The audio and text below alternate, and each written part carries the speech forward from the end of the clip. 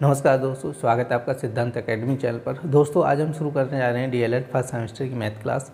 देखिए आप लोगों की काफ़ी दिनों से मैथ की क्लास नहीं हो पा रही है, उसके लिए क्षमा चाहता हूं। और आज से आप लोगों की रेगुलर क्लास चलेगी, क्योंकि आपके डीएलएड सेकंड सेमेस्टर की एग्ज़ाम डेट क्लियर हो गई थी। इसलिए आप लोगों की सेकंड सेमेस्टर की क्लासों की वजह से आप लोगों की क्लास नहीं हो पाई, ठीक है। तो अब से आप लोगों की रेगुलर क्लास चलेगी, ठीक है। तो आज की क्लास बहुत ही मज़ेदार क्लास होने वाली है, तो अंत तक ज़रूर देखें। और यदि आपको हमारी क्लास पसंद आती है तो क्लास को लाइक करें और चैनल को सब्सक्राइब करना ना भूलें। तो चलिए बिना देरी के शुरू करते हैं आज की क्लास।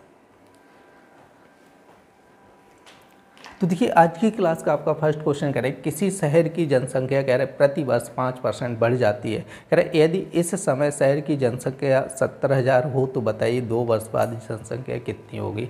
कह रहे कि प्रति वर्ष कितनी बढ़ रही है, 5% बढ़ जाती है, ठीक है। तो आपको उधर रखना है, तो यहाँ पर लिखना है आपको। देखो अभी कह रहे कि शहर की जनसंख्या कितनी है, 70,000 है। तो यहाँ पर आपका क्वेश्चन नंबर 31, तो यहाँ पर लिखना है ऐसे लिख लो, वर्तमान में शहर की जनसंख्या इक्वल टू वर्तमान में शहर की जनसंख्या, ठीक है। शहर की जनसंख्या इक्वल टू कितनी है, 70,000 है, ठीक है। कितनी हो जाएगी, 70,000 है। अब देखो प्रति वर्ष 5% जनसंख्या बढ़ रही है, ठीक है। तो यहाँ पे लिखना है प्रति वर्ष जनसंख्या में वृद्धि, कितनी वृद्धि हो रही, 5% की वृद्धि हो रही, ठीक है। तो आप लोग रखना है। अब हमसे कह रहे 2 वर्ष बाद जनसंख्या कितनी होगी, तो यहाँ पे लिखना है 2 वर्ष बाद, ठीक है। 2 वर्ष बाद जनसंख्या इक्वल टू, ठीक है, क्या हो जाएगी, जनसंख्या इक्वल टू आपकी 70,000 है, ठीक है। आप लोग समझिएगा अभी कितनी है, 70,000 है। तो 2 साल बाद आपसे पूछ रहे हैं। और आप लोग धर के देखो परसेंटेज की बात होती है तो हम लोग टोटल कितना मान के चलते हैं, 100% मान के चलते हैं। कितना मान के चलेंगे, 100%। आपसे कह रहे हैं 5% की वृद्धि होती है तो आपको क्या करना है, 100 में 5 जोड़ देना है, ठीक है। अगर कमी होगी तो 100 में जो भी कमी हो, 10%, 5%, वो 100 में से आपको घटा देना है। इतना आप लोगों को समझना है। क्लियर हुआ। तो देखो यहाँ पे वृद्धि कह रहे हैं तो आपको क्या करना है, 100 में 5 जोड़ देना, मतलब यहाँ पे 100 मानेंगे। अब 5% वृद्धि हो रही है तो 105 हो जाएगी। क्लियर नहीं, फिर 100 मानेंगे, फिर 5% वृद्धि होगी, कितनी हो जाएगी, 105 हो जाएगी। और ये हमें 2 बार करना है। 2 बार क्यों करना है, क्योंकि 2 वर्ष की बात कर रहा है। यहाँ पे कितने वर्ष की बात कर रहा है, 2 वर्ष की बात कर रहा है, तो इसलिए आप लोगों को 2 बार करना है। यदि आपसे 3 वर्ष की बात करेगा तो यहाँ पे कितनी बार करना है, आपको 3 बार करना है। क्लियर हुआ। अब आपको क्या करना है, यहाँ पर देखो 2 जीरो से ये 2 जीरो काट दो, इस 2 जीरो से ये कट जाएगा, ठीक है। तो आपका यहाँ पे 7 गुणे 105 गुणे 105 हो जाएगा, ठीक है। अब आप लोगों को क्या करना है, यहाँ पर इन सब का आपस में गुणा करना है, ठीक है। तो देखो इन सब का गुणा करना है तो आप लोग समझो ये सेम संख्या है, क्या है, सेम संख्या है। और सेम संख्या है ना, तो स्क्वायर निकाल सकते हैं आप लोग। और स्क्वायर निकालने के लिए यहाँ पे देखो इकाई का अंक है, क्या, इकाई का अंक 5 है यहाँ पे, ठीक है। तो यदि इकाई का अंक 5 होता है तो स्क्वायर निकालने में कोई दिक्कत नहीं होती है। जैसे इकाई का अंक कितना है, 5 है, तो 5 का वर्ग करो, यहाँ पे लिखो, कितना हो जाएगा, 25 हो जाएगा। अब आगे वाली संख्या देखो कितना है, 7 है, तो 7 में 1 जोड़ो, कितना हो जाए, 8। 8 का गुणा कर दो 7 में, कितना हो जाए, 8 गुणा 7 कितना है, 56। तो इसका स्क्वायर कितना हो जाए, 56, 25 हो जाए, ठीक है। अब इसी तरह आपको जैसे 95 का निकालना है तो 5 का वर्ग कितना होता है आपका, 25 हो जाता है। अब यहाँ पे कितना है आपका, 9 है, तो 9 में 1 बढ़ाने कितना हो जाए, 10। 10 का गुणा करो 9 में, कितना हो जाए आपका, 90 हो जाएगा। क्लियर हुआ। तो ये हो जाएगा आपका 9025 हो जाएगा, ठीक है। अब इसी तरह आपको किसका निकालना है, 105 का निकालना है। तो अब आप लोगों को समझना है 105 का, तो 5 का वर्ग कितना हो जाएगा, 25 हो जाएगा। यहाँ पर कितना लिखा है, 10 लिखा है, तो 10 में 1 बढ़ाना कितना हो जाएगा, 11। 11 गुणे 10 करें कितना है, 110 हो जाएगा, ठीक है। तो आपका गुणा हो जाएगा, देखो 7 गुणे 11,025 हो जाएगा। अब इसमें 7 का मल्टीप्लाई करो, 7 गुणे 5 करो, कितना है, 35 हो जाएगा, ठीक है। 7 गुणे 5 कितना होता है, 35 होता है, 3 हासिल हो जाएगा। 7 गुणे 2 14 और 3 कितना है, 17, पूरा 17 हो जाएगा। फिर 7 1 7 रहेगा, फिर 7 का एकम 7 रहेगा, ठीक है। तो आपका आंसर हो जाए 77,175। देखिए आपका नेक्स्ट क्वेश्चन कह रहा है प्रकार की सहायता से कह रहे हैं 2.6 सेंटीमीटर त्रिज्या का वृत्त खींचिए और कह रहे हैं व्यास भी ज्ञात कीजिए। देखो आपसे कह रहे हैं प्रकार की सहायता से आपको 2.6 सेंटीमीटर त्रिज्या का वृत्त खींचना है। देखो प्रकार लेना है आपको, ठीक है। तो प्रकार में क्या करना है आपको, स्केल से उसकी दूरी नाप लेनी है, ठीक है। स्केल से दूरी नाप लेना है 2.6 सेंटीमीटर और एक सर्किल खींच देना है ऐसे करके, ठीक है। इसकी त्रिज्या कितनी होनी चाहिए, 2.6 सेंटीमीटर उसकी त्रिज्या होनी चाहिए। क्लियर नहीं। देखो प्रकार में स्केल से दूरी नाप सकते हैं आप लोग, ठीक है। 2.6 सेंटीमीटर नाप लेना और एक वृत्त खींच देना, बस इतना काम कह रहे वृत्त खींचने तथा व्यास ज्ञात करना है। तो आपसे कह रहे हैं व्यास ज्ञात करना है और आप लोगों को फॉर्मूला याद रखना है, व्यास इक्वल टू क्या होता है, 2 गुणे त्रिज्या होता है। मतलब व्यास जो होता है ना त्रिज्या का 2 गुना हो जाता है। अब त्रिज्या कितनी है, 2.6, तो 2.6 का गुणा करो, 2 गुणे 6 करेंगे कितना हो जाएगा, 12 हो जाएगा। 1 2 गुणे आपका कितना हो जाएगा, 4 और 1 5 हो जाएगा, ठीक है। तो आपका व्यास इक्वल टू आपको हो जाएगा 5.2 और क्या था आपका सेंटीमीटर हो जाएगा।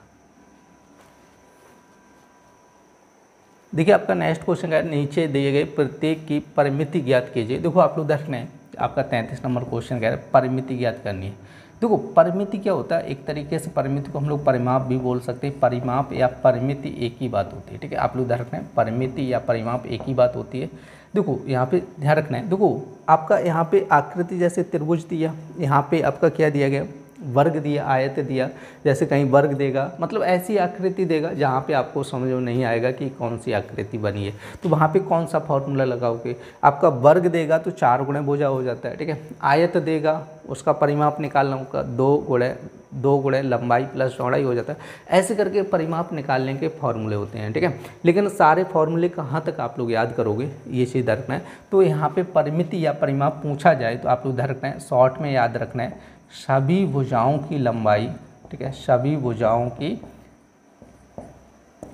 लंबाई का योग या योगफल लिख लो, योगफल परिमाप कहलाता है। क्लियर नहीं। अब देखो सभी भुजाओं की लंबाई का योग क्या कहलाता है, परिमाप कहलाता है। ये चीज़ आप लोग ध्यान रखना है। जैसे जितनी भी भुजाएं दी इन सभी भुजाओं की लंबाई का योगफल कर लो तो क्या बन जाएगा, परिमाप बन जाएगा। क्लियर हुआ। जैसे यहाँ पे 3.5 है तो यहाँ पे भी 3.5, ये 6 है तो ये भी 6 हो जाएगी, ठीक है। तो आपका जो फर्स्ट चित्र दिया इसका यदि हम लोग परिमाप निकालेंगे, परिमाप या परिमिति निकालेंगे तो इसको ऐड कर लो, 6 + 6 + 3.5 + 3.5 हो जाएगा, 6 6 12 और 3 कितना हो जाएगा, 7 हो जाएगा, 12 7 19, ठीक है। तो फर्स्ट का जो आंसर आ जाएगा 19 सेंटीमीटर आ जाएगा, ठीक है। क्लियर हुआ। मात्रक लिखना चाहो लिख लो 19 सेंटीमीटर, ठीक है। अब इसी तरह जैसे आपका ये सेकंड चित्र कह रहे हैं, ठीक है, सेकंड चित्र का परिमाप निकालना है। तो जब इसका परिमाप निकालोगे तो आपकी सभी भुजाओं का योग कर लो, तो 4 + 3 + 2 4 3 7 2 9 सेंटीमीटर। क्लियर हुआ। अब इसका कितना हो जाएगा परिमाप, 9 सेंटीमीटर और इसका कितना हो जाएगा, 19 सेंटीमीटर हो जाएगा, ठीक है। देखो फॉर्मूला याद करने की ज़रूरत ही नहीं है, आप लोग इतना ध्यान रखना है परिमाप का मतलब क्या होता है, सभी भुजाओं की लंबाई का योगफल क्या कहलाता है, परिमाप कहलाता है। तो जितनी भी भुजाएं दी जाएँ उसकी सभी की लंबाई को ऐड कर लो, क्या निकल आएगा, परिमाप निकल आएगा। देखिए आपका नेक्स्ट क्या है, नीचे दिए गए प्रत्येक की परिमिति ज्ञात कीजिएगा, ठीक है। तो आपका जैसे चित्र थर्ड दिया गया और इसका भी क्या पूछा, परिमाप पूछा गया। तो आप लोगों को बताया, देखो ये चित्र समझ नहीं आ रहा कैसा, वैसे तो सभी भुजाएं बराबर हैं, ठीक है। आप लोग देख रहे हैं तो सभी भुजाएं बराबर हैं तो 4 गुणे भुजा लगा सकते हो, लेकिन नहीं लगाना चाहो तो इनकी भुजाओं की लंबाई को ऐड कर लो। 4 भुजाएं और सभी कितनी है, 4 4 सेंटीमीटर हैं, तो ये हो जाएगा आपका 16 सेंटीमीटर हो जाएगा, ठीक है। अब चित्र 4 को देखो, चित्र 4 में क्या बन रहा है आपका, इसमें देखो इसका तो फॉर्मूला भी नहीं पता होगा, 3 3 6 भुजाएं बन रही है, षष्ठ भुज बन रहा है, ठीक है। तो क्या करना है, इनकी सभी भुजाओं की लंबाई को ऐड कर लो, बस वही परिमाप हो जाएगा। जैसे आपकी 3 सेंटीमीटर दी गई, ठीक है, फिर 3 सेंटीमीटर 1 सेंटीमीटर, फिर 4 सेंटीमीटर 2 सेंटीमीटर 2 सेंटीमीटर हो जाएगा, ठीक है। 3 3 6 और 4 कितना हो जाएगा, 10 10 2 12 तो 14 1 15 सेंटीमीटर, ठीक है। तो इसका जो चौथा चित्र है ना उसका परिमाप कितना हो जाएगा, 15 सेंटीमीटर हो जाएगा, ठीक है। तीसरा जो चित्र है उसका परिमाप कितना हो जाएगा, 16 सेंटीमीटर हो जाएगा। देखिए आपका नेक्स्ट क्वेश्चन कह रहा है कि निम्न चित्र में आयत की भुजाएं दी गई हैं, कह रहा है आयत का परिमाप ज्ञात करो, ठीक है। आपका 34 नंबर क्वेश्चन कह रहा है आयत की भुजाएं दी गई तो आयत का परिमाप ज्ञात करो। देखो आयत का तो फॉर्मूला भी पता होता है, आयत का परिमाप इक्वल टू क्या होता है, परिमाप इक्वल टू आपको हो जाए 2 लंबाई प्लस चौड़ाई, लंबाई प्लस चौड़ाई हो जाए, ठीक है। तो आप देखो 2 लंबाई कितनी दी इसकी 6 सेंटीमीटर, चौड़ाई कितनी दी 3, तो 2 6 3 कितना है 9, 9 दूनी 18 सेंटीमीटर, ठीक है। तो इसका आंसर कितना हो जाएगा 18 सेंटीमीटर हो जाएगा।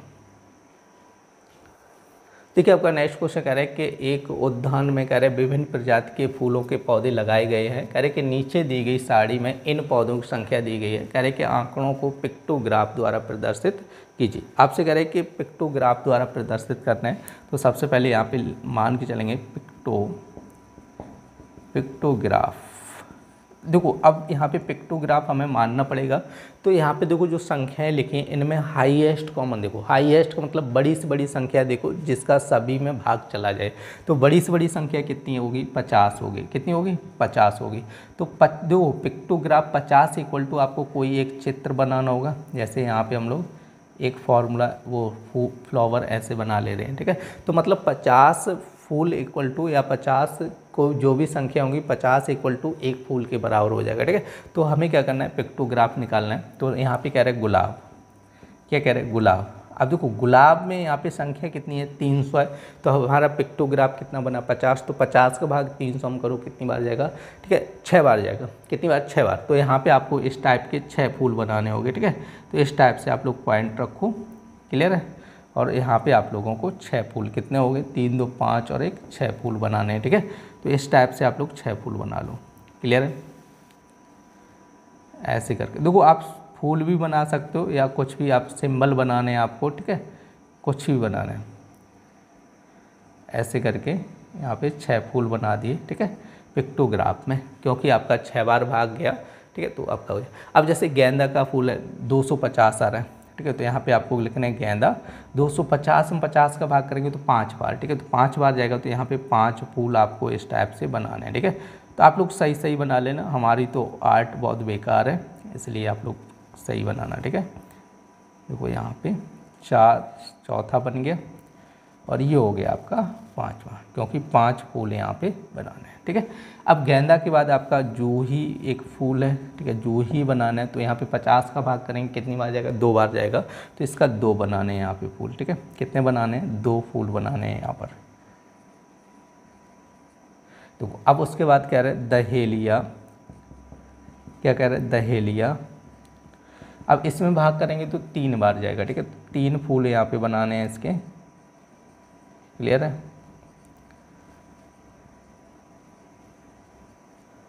अब देखो उसके बाद हम लोग इधर देख लेते हैं। यहाँ पे आपको रजनीगंधा की बात कर रहा है। रजनीगंधा में यदि भाग करेंगे तो कितनी बार जाएगा 50 का 450 में भाग करेंगे तो 9 बार जाएगा, ठीक है। तो 9 फूल बनाने होंगे, आप लोगों को ध्यान रखना है। जैसे 1 2 3 4 5 6 7 8 9, ठीक है। तो 9 फूल बनाने हैं आप लोगों को, इस टाइप से आप लोग बना लो, ठीक है। देखो फूल बना लो या इसकी जगह और कोई भी चित्र बना सकते हो, ठीक है। कोई मतलब यहाँ पे आकृति ही बनानी है, ठीक है। पिक्टोग्राफ में कोई भी आकृति बना सकते हैं जो भी आपको सिंपल लगे, ज़रूरी नहीं कि जैसे हमने बनाया वैसे ही आप लोग बनाओ। केवल यहाँ पे मैं आपको समझा रहा हूँ, आप कोई सी भी आकृति बना सकते हैं, ठीक है। तो ये आपका क्वेश्चन कंप्लीट हो गया, ठीक है।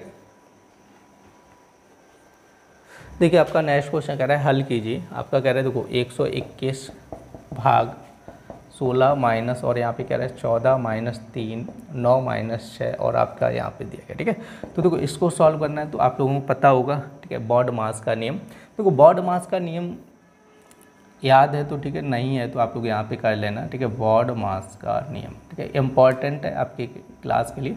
वी का मतलब हो जाता है ब्रैकेट, ठीक है। ब्रैकेट सबसे पहले सॉल्व करना है। उसके बाद ऑफ का मतलब हो जाता है का, जैसे OFF लगा होगा, हिंदी में कहीं पे का लिखा होगा, ठीक है। डी का मतलब हो जाता है डिवाइड, एम का मतलब हो जाता है मल्टीप्लाई, ठीक है। ए का मतलब हो जाता है ऐड, मतलब जोड़ना। एस का मतलब हो जाता है सब्सट्रैक्ट, ठीक है, घटाना हो जाता है। देखो ब्रैकेट भी 3 टाइप्स होते हैं, एक तो छोटा कोष्ठक और ये वाला बोला जाता है मझला कोष्ठक, उसके बाद ये वाला होता है बड़ा कोष्ठक, ठीक है। तो सबसे पहले आपको छोटा कोष्ठक सॉल्व करना होता है, उसके बाद मझला, उसके बाद बड़ा, ठीक है। पहले नंबर पे इसको सॉल्व करना है, दूसरे नंबर पे इसको, तीसरे नंबर पे इसको, ठीक है। और जो चिन्ह आते हैं ना, चिन्ह, जो चिन्ह में सबसे पहले आपको भाग को सॉल्व करना होता है, ठीक है। भाग पहले करना होता है, दूसरे नंबर पे आपको गुणा करना होता है, ठीक है।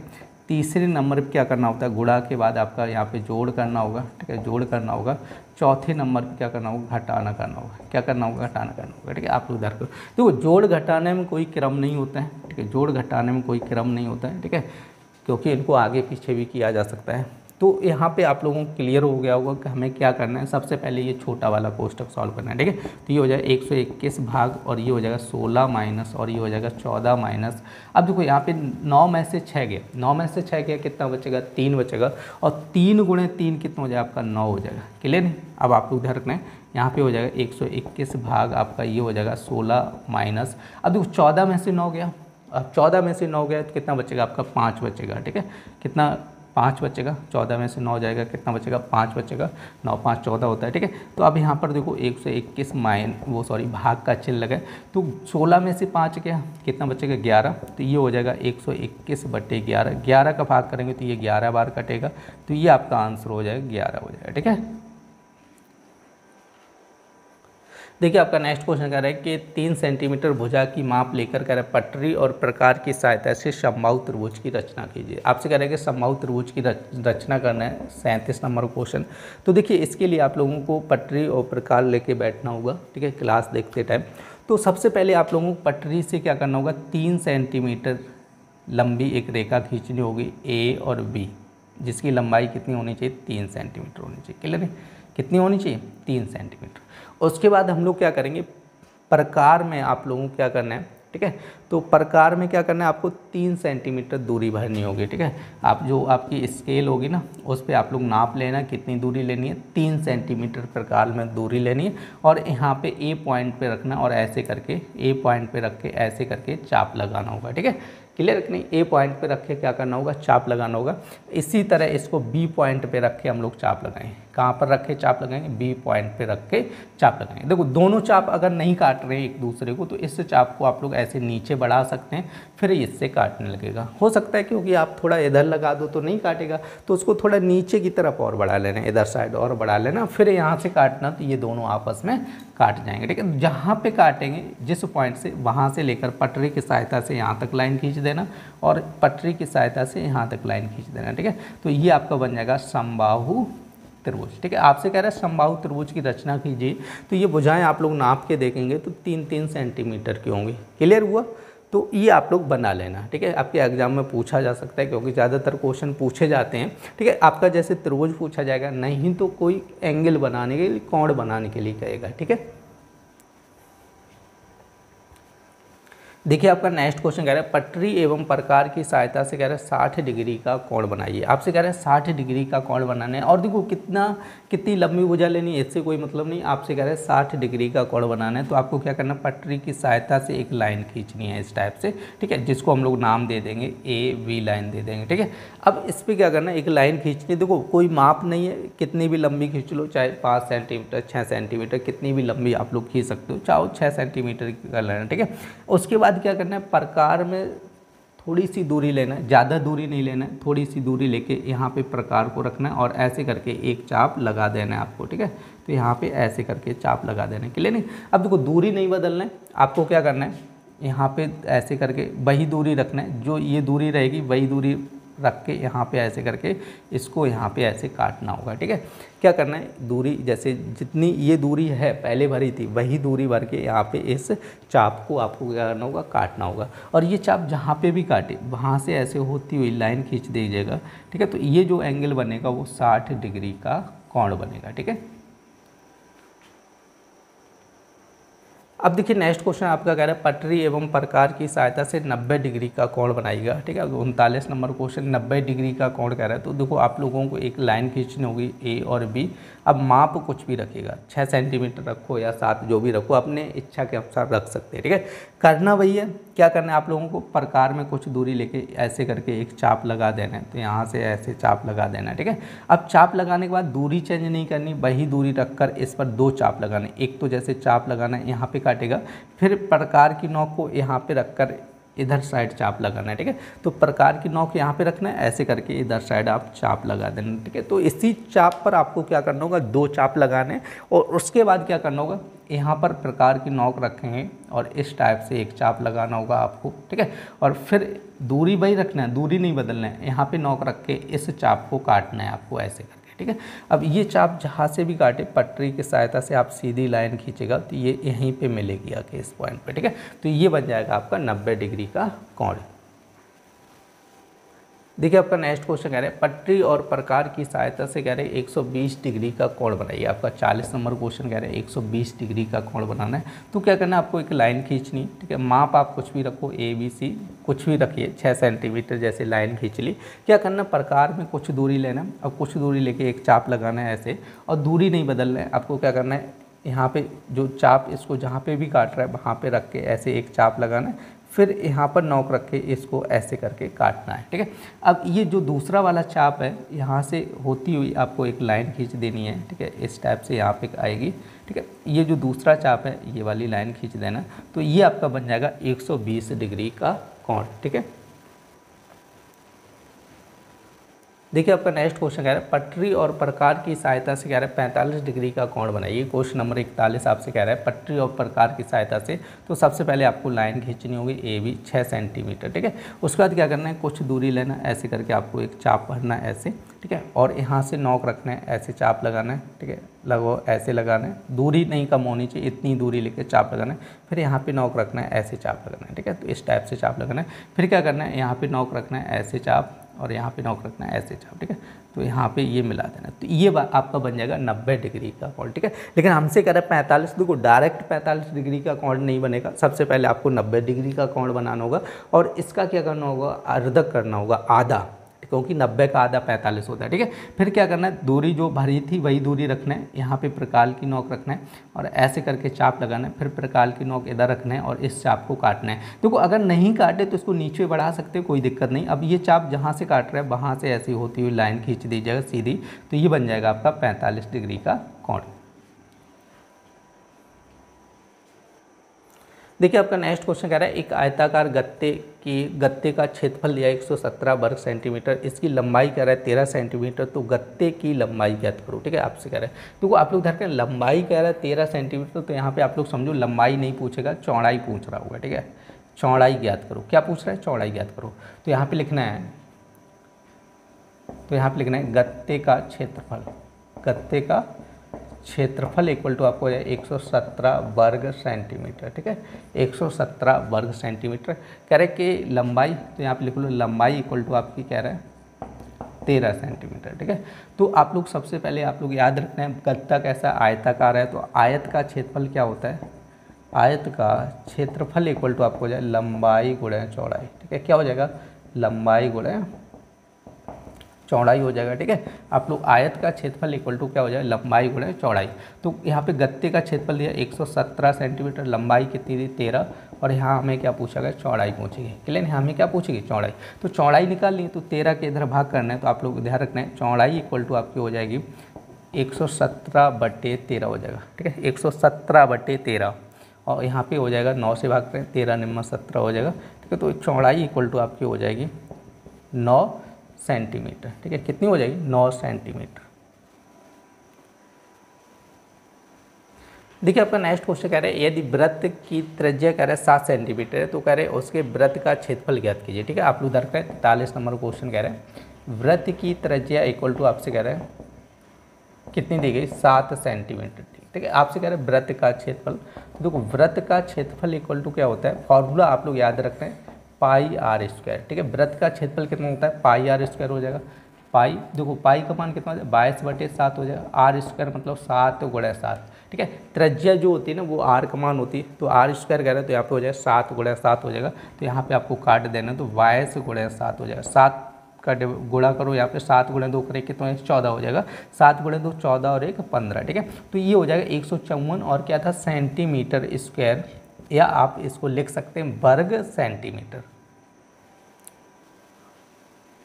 देखिए आपका नेक्स्ट क्वेश्चन कह रहे हैं एक रेलगाड़ी जिसकी लंबाई कह रहे हैं 270 मीटर है, कह रहे एक खंभे को 9 सेकंड में पार कर लेती है, कह रहे उसकी 40 किलोमीटर प्रति घंटा में ज्ञात कीजिए। आपसे कह रहे हैं उसकी 40 किलोमीटर प्रति घंटा में ज्ञात करनी है।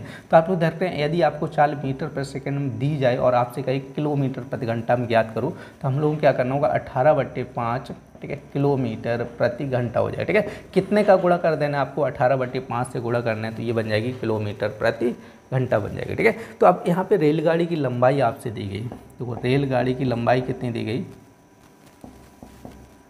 रेलगाड़ी की लंबाई इक्वल टू दी गई 270 मीटर। कितनी दी गई, 270 मीटर। और देखो पार करने में कितना समय लेती है, 9 सेकंड का समय लेती है। ठीक है, तो आपको ध्यान रखना है क्या पूछिए, चाल। तो चाल बराबर क्या होता है, दूरी बटे समय। क्या होता है, दूरी बटे समय। ये फॉर्मूला आप लोग याद रखना है। चाल बराबर क्या होता है, दूरी बटे समय। चाल कितनी देगी, 270/9। तो 9 से काटेंगे तो ये हो जाएगा 30। और देखो आपकी ये मीटर और सेकंड में थी, ये बन जाएगी मीटर प्रति सेकंड। ठीक है, तो इसकी चाल कितनी आ रही, 30 मीटर प्रति सेकंड। लेकिन आपसे कह रहे हैं इसको किलोमीटर प्रति घंटा में बताना है। तो ये आपको बता चुका हूँ, यदि चाल मीटर प्रति सेकंड में, तो आपको क्या करना होगा, 18/5 से गुणा कर दो, तो ये बन जाएगी किलोमीटर प्रति घंटा। तो यहाँ पर क्या करना है आपको, देखो 30 गुणे 18/5 करना है, तो 5 का भाग करेंगे 6, तो 6 गुणे 8, वो 18 गुणे 8 6 कर लो, तो 108 हो जाएगी किलोमीटर प्रति घंटा। ठीक है, तो इसका आंसर हो जाएगा आपका 108 किलोमीटर प्रति घंटा। देखिए आपका नेक्स्ट क्वेश्चन कह रहा है कपड़े के 3 थानों की लंबाई क्रम से कह रहे 125 मीटर, कह रहे 220 मीटर और कह रहे 275 मीटर कपड़ा है। कह रहे कि बड़ी से बड़ी माप का फीता बताइए जो कह रहे तीनों थानों के कपड़ों को पूरा नाप सके। तो इस क्वेश्चन में क्या करना है, आप लोग ध्यान रखें, बड़ी से बड़ी माप कह रहे हैं। ठीक है, बड़ी से बड़ी माप कहे तो आप लोग ध्यान रखें मासा निकाल रहे हैं। ठीक है, क्या कह रहे हैं, बड़ी से बड़ी माप कह रहे हैं तो क्या निकाल लूँगा, मासा निकाल लूँगा। तो देखो यहाँ पे आपको संख्या दी 125, 220 और 275 दी। तो आपको क्या करना है, मासा निकालना है। मासा कैसे निकालें, 125 का भाग करना होगा आपको 220 में करना है। ठीक है, कितनी बार जाएगा, 2 बार तो जाएगा नहीं। ठीक है, 250 हो जाएगा 2 बार, 250 हो जाएगा, 125 दूनी। ठीक है, तो एक बार जाएगा यहाँ पर, तो एक बार जाएगा तो ये बन जाएगा 125। 10 में से 5 गया तो 5 बनेगा, और यहाँ पे 1 हो जाएगा, तो 11 में से गया तो 9 बनेगा, 95 हो जाएगा। ठीक है, तो 125 में भाग करना है, तो फिर एक बार जाएगा, तो 5 में से 5 गया 0, और 9 3 12 हो जाएगा। फिर यहाँ पे 95 में भाग करना है, तो 30 या 90 हो जाएगा। कितना बचेगा, 5। तो 5 का भाग करो 30 में, 6 बार, 5 का 30 पूरा। ठीक है, अब देखो 5 का भाग चला गया, तो अब 5 का भाग आपको करना होगा 275 में भी, तो 5 बार जाएगा, 25 हो जाएगा, 2 बचेगा, फिर 25 हो जाएगा, तो 5 बार चला जाएगा, फिर ये पूरा कैंसिल। ठीक है, तो इसका मासा कितना आया, मासा 5 आया। कितना आया, 5 आया। ठीक है, तो आपसे कह रहे हैं बड़ी से बड़ी माप का फीता, तो यहाँ ध्यान रखना है, आपको ऐसे लिखना है, बड़ी से बड़ी माप का फीता इक्वल टू आपको हो जाएगा 5 मीटर हो जाएगा। ठीक है,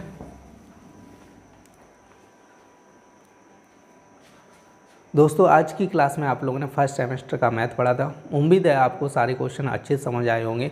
यदि आपके मन में कोई सवाल या डाउट है तो कमेंट सेक्शन में ज़रूर लिखें, मैं आपकी हर समय मदद करने की कोशिश करूंगा। और यदि आपको हमारी क्लास पसंद आई तो क्लास को लाइक करें और चैनल को सब्सक्राइब करना ना भूलें। तो चलिए फिर मिलते हैं ऐसी नेक्स्ट क्लास में, तब तक के लिए धन्यवाद।